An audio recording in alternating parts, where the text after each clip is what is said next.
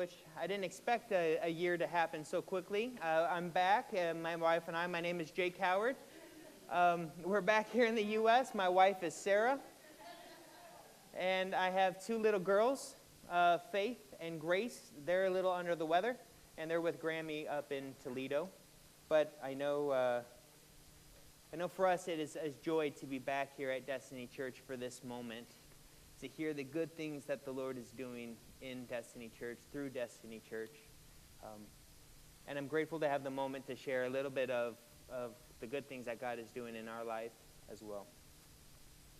So I'm jumping into your sermon, your sermon series that you're doing on Joseph. So today we'll be looking at Genesis 41, end of the chapter, in Genesis 42. And I was glad for the opportunity to speak to you on this subject because I've been thinking a lot in this last year about Joseph for many reasons. So it's kind of opportune for me to be able to take maybe some of the things that God has been sharing to me over this last year and then jump into your sermon series on the life of Joseph and to share those things with you. And it's also nice to do them in English as well. So if I stumble, it's just because I'm not used to preaching lately in English, but I am very thankful to be back and to be able to connect with my brothers and sisters in my own heart language. So this is a treasure for me, and I appreciate you allowing me to share this precious moment with you. So as I looked at the life of Joseph, Calvin wrote me, and it was right before bedtime, because I'm a little bit in Guinea, West Africa. I'm a little bit ahead of you, and I never read your emails right before you go to bed, because Calvin wrote me and said, hey, can you preach on this subject? And then I couldn't fall asleep because all of a sudden my mind started to go through the things that maybe God would want to say and to start praying. It took me a little bit of time to go to sleep, and I had to stay up and write some notes down. And it's a little bit unusual to come in and preach this little section, but as I was doing it, I feel like the Lord was speaking really deeply to me on some issues in my life, and I just want to give you a really brief overview of where we're going in the sermon. As we talk about this specific section of Joseph's life, after God has revealed through Joseph to Pharaoh the dreams about the 7 years of prosperity and the 7 years of famine, Pharaoh then turns to Joseph and says, you then should take over this whole operation. I'll set you up as second command over the whole Egypt, and no one will do anything except for by your word. So Joseph takes this responsibility, and he carries it out with excellence. And he is given a wife. He is given 2 children that are very symbolic in their names. He sees the fulfillment of a dream that he's had for decades, and he has choices to make concerning about the fulfillment of those dreams. And so I am one who likes dreams and likes visions. I'm one who likes who likes to know what's going on, but I also feel like there's been times in my life where the Lord has given me a vision, and I've had to wade through it. So I identify very readily with some of the subject matter in this that we're dealing with. Being called as a missionary in '93 and waiting 21 years in order for the fulfillment of that dream. Wanting to get married and waiting till I was 33 in order to get married. So I think there's been a lot of connections in my life to Joseph and understanding some of that. And as I looked at this passage, there's three things that stuck out to me. First of all, in this passage, there was a responsibility to be carried out. Secondly, there was a fulfillment of dreams. And thirdly, there was a sanctification to be worked out. I'd like to just read a little bit in Genesis 41. So if you'll turn in your Bible, I'll be reading from the English Standard Version.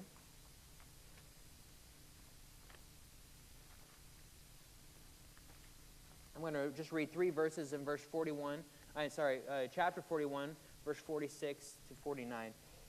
Joseph was 30 years old when he entered the service of Pharaoh, king of Egypt. And Joseph went out from the presence of Pharaoh and went through all the land of Egypt. During the 7 plentiful years, the earth produced abundantly, and he gathered up all the food of these 7 years, which occurred in the land of Egypt, and put the food in the cities. He put in every city the food from the fields around it. And Joseph stored up grain in great abundance, like the sand of the sea, until he ceased to measure it, for it cannot be measured. Joseph amazes me. He was such a man of diligence. He was such a man of, not just of competence, but a man who strived for excellence. And the thing that really amazed me about this was a responsibility to be carried out, but it was a responsibility in darkness.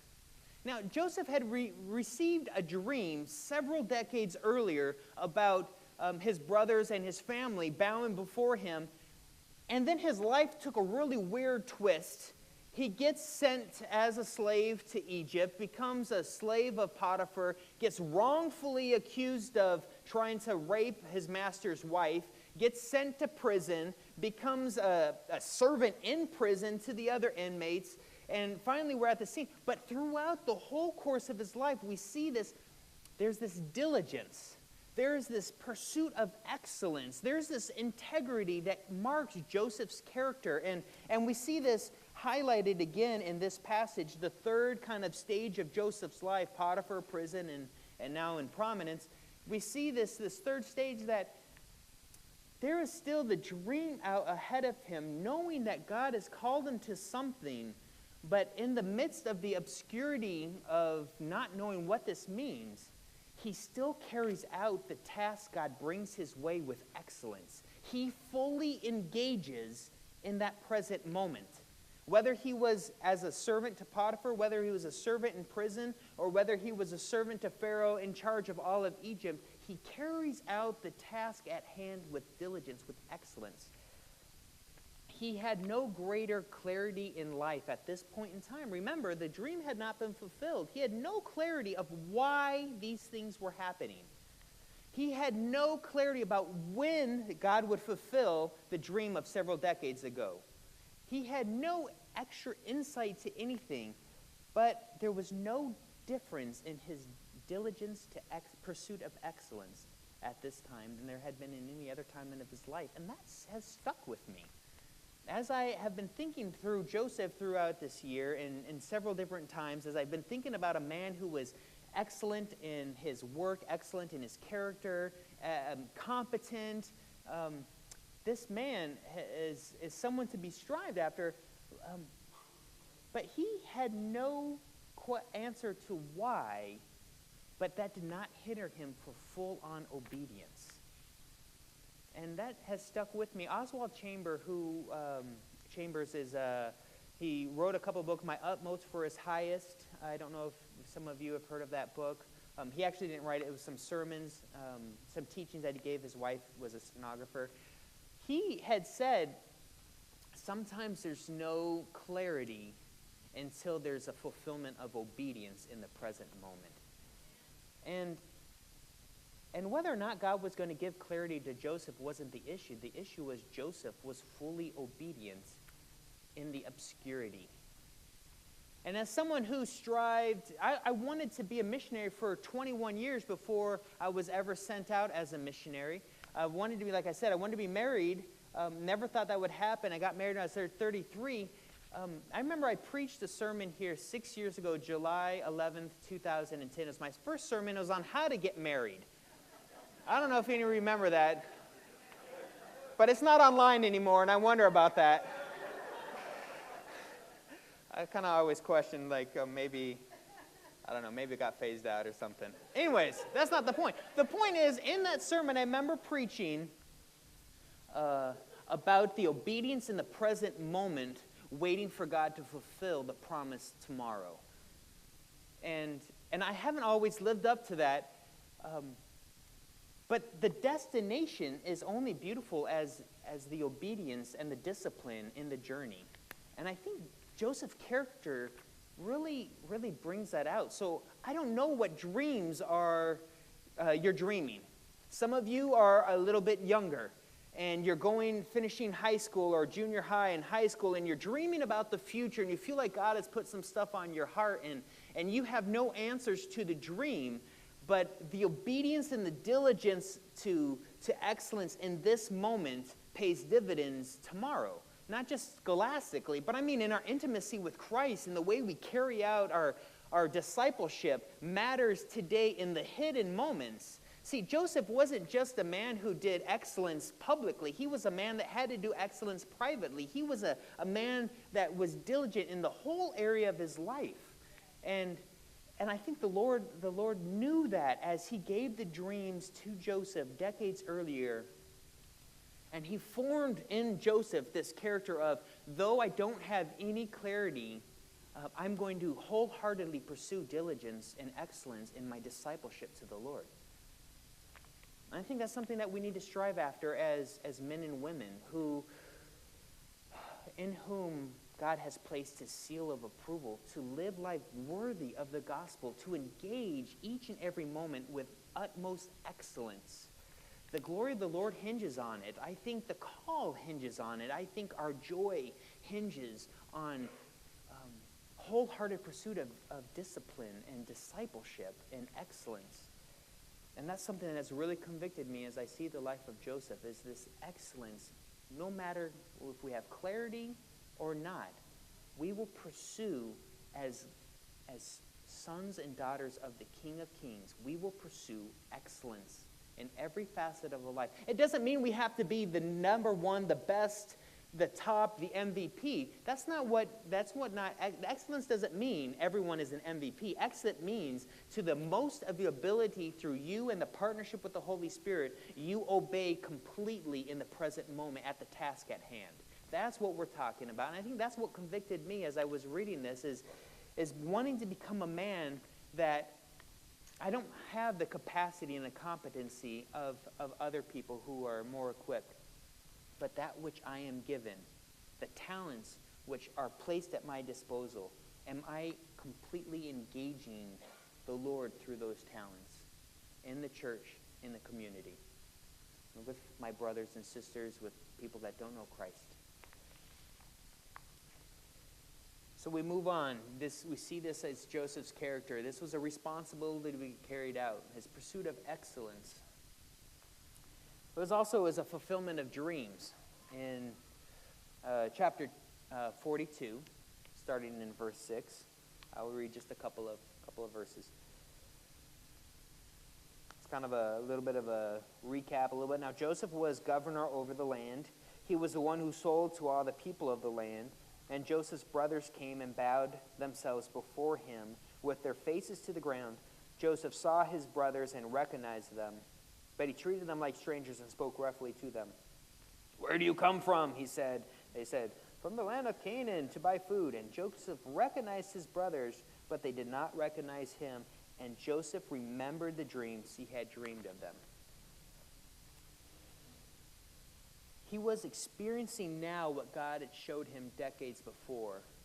I can only imagine the emotions running through Joseph at this moment of time, the gamut of emotions from these are the dudes that set my life on such a drastic course. Yes, at the time he was number 2 and the honcho, the big cheese, but he went through things that I would never want to go through, and he saw these people, these are my own flesh and blood, and they sold me as a slave, and my life was trash for so long and so difficult, and all the way to the other side of the gamut too. I am finally seeing what God showed me 2 decades or whatever decades ago. I mean, that's a huge emotional margin. I mean, I can't imagine going from, that's a lot. That's a lot to go through. He probably needs to go through emotionally healthy spirituality or something, because that's a lot of emotions to go through. At that one precise moment, he sees his brothers bowing down before him, and I'm sure it just flooded all over him, and he remembered what was going on. But the point I want to make at this point is he never forced God's hand earlier to the fulfillment of the dream. We don't get at all through any of what we see in Joseph's life. The only one time did he ever ask a change of situation that we're seeing, and that's when the baker and the butcher and the candlestick maker, the baker and the cupbearer tell him the dreams in prison, and he says, well, remember me to Pharaoh when you get out of this. This is the only time. The other times he just says, you know what, it is God who gives the dreams. It is God who gives the interpretations of the dreams. He said that to them. He said it to Pharaoh. He never put him, and I am going to finagle my way to get to the vision. I'm going to steal, cheat, connive, or I'm going to manipulate, or I'm going to put myself forth. He never did any of this. Through his life, what sticks with me in this portion is it seems to be that he just takes what God puts him on his way, and he accepts it as coming from the sovereign hand, knowing that there's something ahead, but he doesn't seem to try to finagle his way into the fulfillment of the dream or out of the present moment. And the reason why that stuck with me is because I remember when, in 2009, I was looking to graduate from college, and I knew the next step was I wanted to be a missionary. That was the dream. The dream for 20 some years was to be a missionary. So at that point, I knew, okay, I finished college. The next step is to apply to the Christian Missionary Alliance, to apply to be an accredited official worker. So the next step after that, I can apply for apprenticeship. The next step after that, I can apply for missionaries. So at this stage, I knew that was the dream. So what I ended up doing is I applied and became accredited as an official worker. Then I wrote to the people over me and said, now I'm ready to enter the apprenticeship. And they wrote back and said, no, we don't want you to be an apprentice. And I wrote back and said, but if I'm to become a missionary, I need to be an apprentice, so please let me be an apprentice. And by the way, here's the names of 5 to 6 people in leadership that support my decision. This is why you should support me as an apprentice. And they said, no. So I said, okay, I wrote the field that I wanted to be an apprentice to and said, here's the situation. Would you then, as field leadership, write the people over me and tell them that I need to be an apprentice missionary? So they, it's an official documented thing, wrote to them, and they wrote back and said, no. You need to work in a church. You've spent over half your life overseas. You need to be a pastor in a church. And the reason why I tell you this story is not just because it's an interesting story, but because I did it completely not how Joseph did it. Joseph,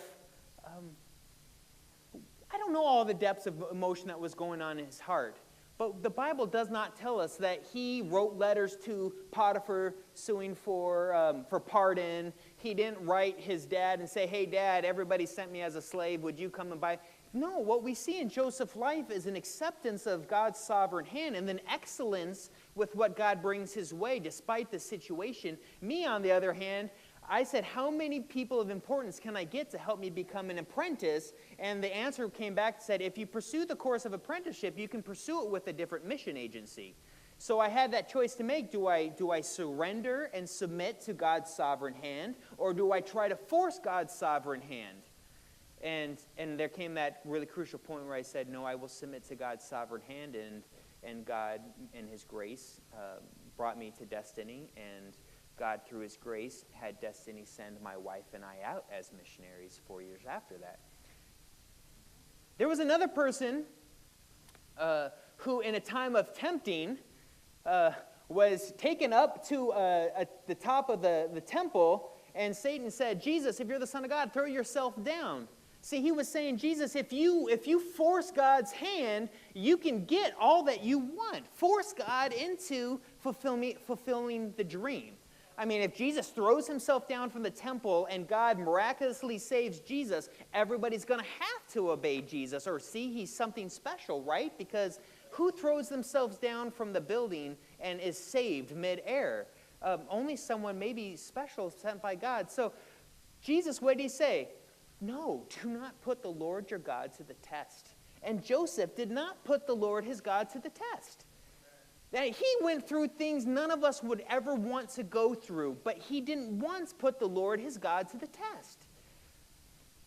He took it. And he said, in this moment, it stinks, it's difficult, I'm wrongfully accused, I'm wrongfully imprisoned, I'm wrongfully a slave, but I will, with diligence, carry out what my God brings my way, because I know in whom I have believed. And he's able to keep me, that which I've entrusted to him, until that day. And that's the type of son and daughter God is calling us to be. It's not to say that we can't pursue the dream. If you're going to be a doctor, you got to go to school. That's just the bottom thing that you need to do. Please do not be a doctor and not go to school. You just got to. If you're going to be a marathon runner, you need to take that 12-week training program and start running. Please don't show up and just start running. It doesn't work. It doesn't work for me. Maybe it does work for you. It doesn't work. If you're going to spend eternity in heaven, you start now knowing Jesus. It's just something you do. You say, the goal is intimacy with Christ forever. So today, I discipline myself to know Christ today. I'm not going to take any shortcuts. I'm not going to force it. So you work on it. You work on your intimacy. You work on training. You work on building your mind, your body, your heart. You work on your skills. But at the same time, you trust him to guide the path. You trust him to bring it about. Don't finagle his hand. You don't want to finagle God's hand. I mean, what happened to the Israelites when God said, because of your lack of faith, you're not going to go into the promised land. You're going to go wander around the desert for 40 years. They said, no, we're going to force God's hand. And what happened? They went the next day into the battle and they got just beat down. It did not work. You force God's hand, it won't work.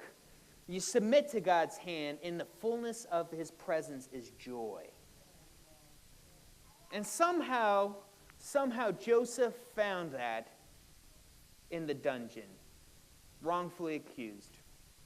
He even found that somehow he found it as over all of Egypt. I mean, his two boys, his name is God has made me forget the troubles and my family, Manasseh, and God has made me fruitful in the land of my sojourn in Ephraim. I mean, he found God's presence even in the midst of the trial, of still away from all of his family as in prominence. He still found God to be the one that would sustain him to the fulfillment of the vision. And thirdly, this was a sanctification to be worked out. Our last little section, chapter 42, 18 through 25. I'm only going to read just the first little bit, but that whole section encapsulates this. On the third day, Joseph said this, "Do this and you will live, for I fear God." I mean, it is kind of still a strange thing. It is a sanctification to be worked out. He still had to make a choice of how he was going to act, what he was going to do, what emotions was he going to give into, what will was he going to submit to. He had all he could have asked for. He had his brothers right where he wanted them. I mean, Joseph was the man. If he did not give them food, their family starved. That's in a sense. If he kept them there any longer, their family starved. There was no food except for the land of Egypt. He had them there. He could have said, nope, your spies, off with their heads. And it would have happened. No one would have batted an eye. I mean, Joseph was the second in command. Your head was his if he wanted it. He had all he could have asked for, yet he still had a choice. And what is the choice he makes? Hey, do this, for I also fear God. That was the thing that directed him. Potiphar's wife comes up to him and wants to do stuff. And he's like, how can I sin against God? This theme directed his life. He would not force God's hand because he feared God. He was diligent in all that God brought his way because he feared God. He made that the central motivation of his life. What I do is because I fear God. He showed mercy to his brothers because he feared God. That you will find out the rest of the story as you read it this week and as we continue on in our sermon series. But in this point of time, as they were in prison, which he kept them there for 3 days, and he said, I fear God, so do this. Go back, all of you but one. And so all of them but one get back. He puts their money back in their sacks and makes sure they have enough food. And he cares for their little ones and their family. He gives mercy upon mercy to people that showed him none. I mean, mercy is not giving what one deserves. Grace is giving what one doesn't deserve. He gave them both. They did not deserve to have their money back in the sack, but yet he gave it back to them. They did not deserve to live, yet they gave them life and spared their family. He still didn't have any reasons as to why. The scriptures up to this point, there's no revelation as to why Joseph had to go through this arc. We're not told at all. We know the future. It's because God did this so that out of evil would come good and he would spare their families. Joseph doesn't know that revelation up, at least what we see in Scripture. He doesn't know that revelation to point. All he knows is, I fear God. All he knew is, I fear God. And what I love about this is I love dreams. I love the vision. I love it when God opens up the heavens and says, here is a little glimpse of something I have prepared for you. But without the why, Joseph still feared God. It doesn't matter, God, how you take me on this ark. I will fear you. I know you are the greater reality in all of my circumstance. How often do I forget that God is the greater reality in my circumstance? So I bow to other fears and other loves and other desires and other pursuits because I forget the true reality in my circumstance. And the reality in the circumstance is a God who loves us. He loves the whole world that he gave his one and only Son. That whoever believes in him should not perish but have everlasting life. That is the greater reality. The greater truth is that whoever believes in Jesus, though he is dead, will never die. He will live. The greater reality is that Jesus is coming back and he will bring us, he's preparing a place for us and he will bring us into that place he's preparing us.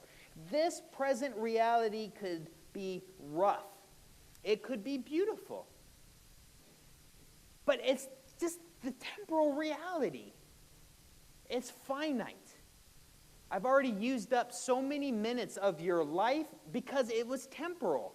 The greater overarching reality is before you even came to this room, you had a loving Father who walked with you and spoke your name and poured out love in your heart and made your path straight. Though you might think it looks crooked, he makes your path straight. And though you don't know it, surely goodness and mercy have been following you all the days of your life, right up to the point that you came to now.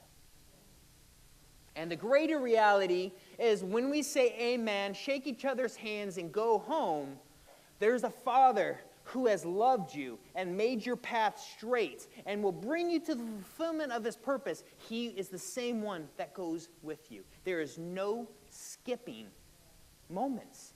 The continuity of all moments is the Lord God himself. And Joseph had the right response. Hey, do this for I fear God. He got that. He got that. I don't know when he got that. I don't know what he was like when he first got the dream. Whether some people say he was proudful or some people say he was humble. I don't know what he was like. But somehow God sowed that truth so that as he goes up and down, mostly down and then up, that kind of an arc. But as he goes through the carrying out of his life, do this for I fear God. Man, if at the end someone could write on our stuff, this was a man or this was a woman who was diligent in their pursuit of discipleship to Christ, who never forced God's hand but took as he provided with gratefulness because he feared God, that would be a good ending to our life. That would be a life well lived. Instead of the strivings and the stress and the warring that goes on to try to fulfill something that we ultimately have no control over fulfilling. The only thing we have control over fulfilling is our intimacy and our interaction with the Lord Jesus himself in this present moment, because the next moment is not guaranteed and the other one is past and we can't change it. The only thing that we have is this moment. God, how can I fear you tangibly in this moment? So that I engage fully the kingdom and the true purposes in this moment. So I share the love of Christ with those who have never experienced it in this present moment. So I speak the truth of Christ and the gospel to those who've never heard it in this present moment. The only thing that matters in this present moment is how I relate to him, which overflows into how I engage you. And he got that. And that was his life well lived. From prison to prominence, we get these three beautiful truths and three beautiful descriptions of what God calls us to. So I want you to ponder some questions. They're written down for you. I want you to ponder some questions. Will you be the same fruitful, obedient, worshipful child of God with the dream as you were without it? The dream shouldn't change your faithfulness and obedience and your worship. It's just another experience of the Lord, but it shouldn't change. The trajectory of our life should be continually one of faithfulness, obedience, of worship, of surrender, of joy in the Lord and in the Spirit. Will you be the same in prominence as in obscurity? Am I, Jake Howard, okay to be the doormat, the footnote, as the chief of all things? Am I okay with that? If I'm not the same person, then there's something I didn't get.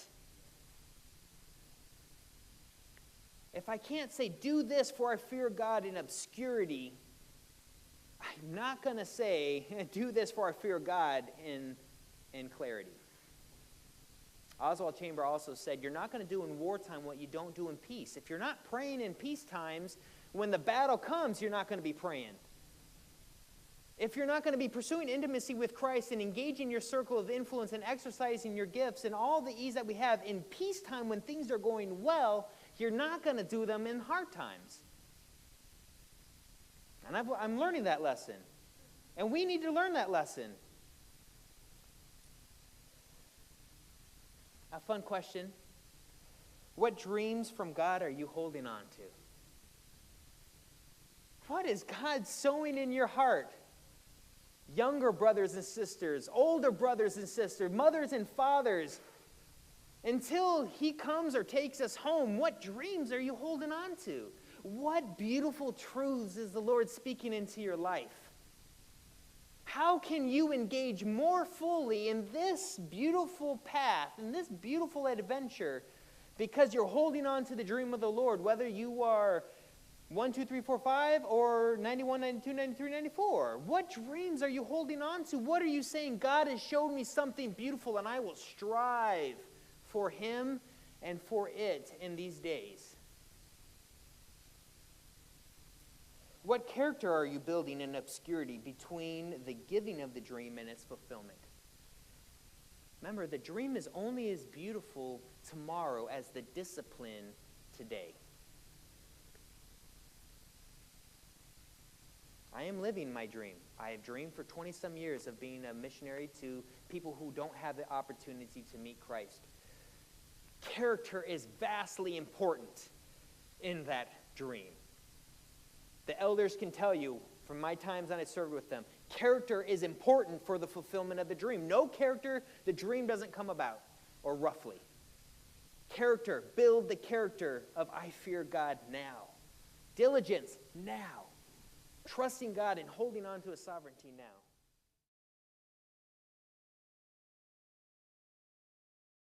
Together, together, together.